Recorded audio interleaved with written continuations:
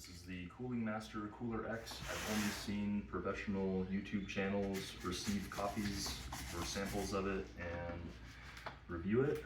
So this should be the first time someone who does not have a professional anything is unpackaging it. So we will see how this goes, and hopefully it is as silent as Cooling Master claims.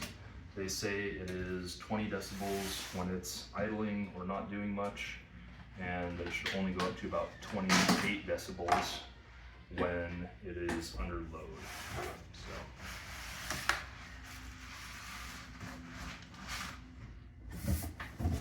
So there are only fans on the back of it, part of why it should be pretty quiet, and then the sides of it are aluminum heat sinks that water flows through.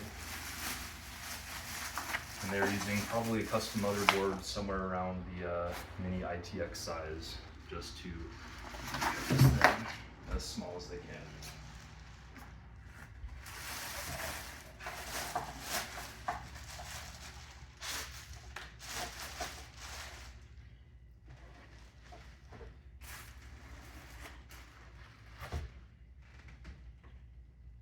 Weighs about 40 pounds, feels pretty heavy.